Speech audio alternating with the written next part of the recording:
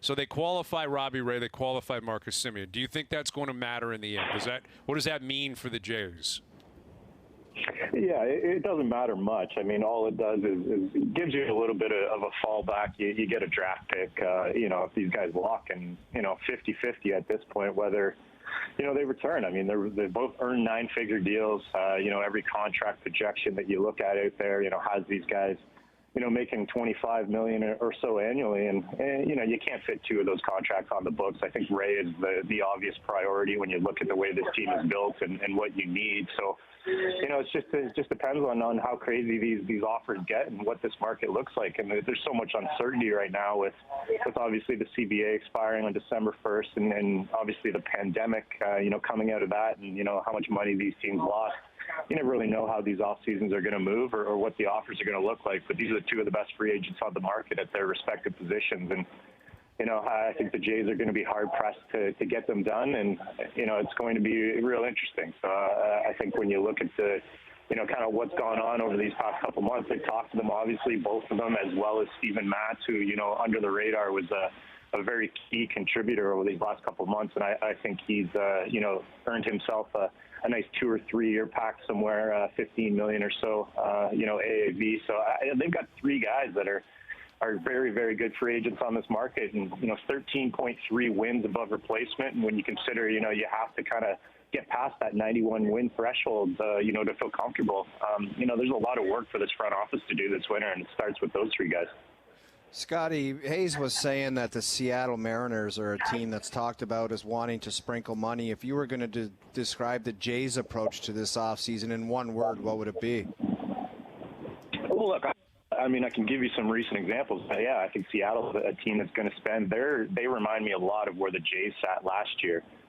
When you look at their young talent that's kind of bubbled up to the major leagues, they're ready to make a splash, and I expect them to be in on the big names. I think, where the Jays are, they're in the position that the San Diego Padres were in last year. And, we talked about this a ton last winter. It's win now mode. And, that's why it doesn't matter, who has a qualifying offer. The Jays aren't going to be worried about losing a draft pick at this stage. They're all in. So I expect them to be attached to every single name under the sun. And, only a few of those are actually real because, agents are working hard, and everyone knows the Jays have money to spend. Exactly how much money that is, that's a great question. I think, a payroll in the $150, $160 million range, getting back to kind of where they were in 2015, 2016, I think is a reasonable expectation. And, there's a number of holes to fill. So, it's going to be a very, very busy offseason in terms of the conversation, all the names you kind of hear attached to the Jays. And, that's the one certain thing. Who they end up with in the, completely uncertain at this point because, it takes two to tango. And, George Springer, Hyun-Jin Ryu, they've been into Toronto.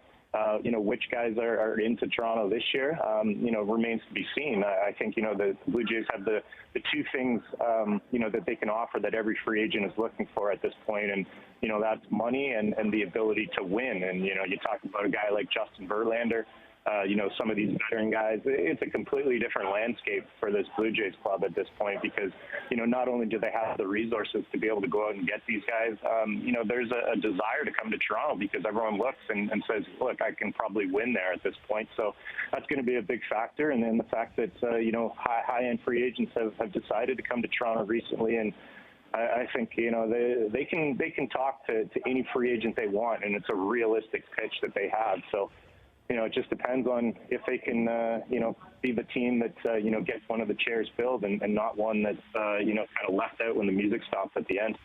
With Scott Mitchell, our Jays reporter, live from the GM meetings. He mentioned Justin Verlander, and Verlander had a workout today. Saw reports his velocity was up to 96 miles an hour. There's a qualifying offer on the table, $18.4 million in Houston. And you reported that you're hearing the Jays were one of the many teams they're watching, likely doing due diligence. But, if we want to expand on that, what would the pitch be, and what is the likelihood that Verlander's, may be willing to find a spot in the rotation up here in Toronto?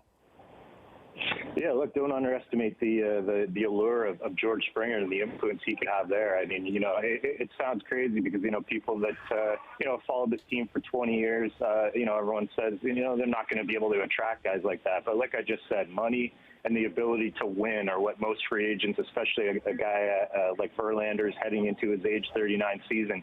That's what they're looking for. And look, I think the Jays realistically can be in on that, if he has interest. And, that's what we'll find out. And, like you said, he's got the qualifying offer. So when you look at a short-term deal in the $20 million range, $25 million, does he look for a 2 or 3 year deal, or does he want to take a 1 year and then go out and try free agency again next year after he has a full healthy season? So a lot of variables, but the people I talked to today, Heater was in the mid-90s, kind of looking like vintage Justin Verlander. And, when you look at the obviously the track record of Tommy John surgery and the ability to come back from that, and you combine that with Verlander's kind of legendary work ethic, and I'd be very, very confident in him kind of bouncing back. Age 39, you never really know what you're going to get, but at least being a capable mid-rotation starter, I don't think you expect him to come in and be an ace, but there's obviously that ability to do so. So I think a little more than due diligence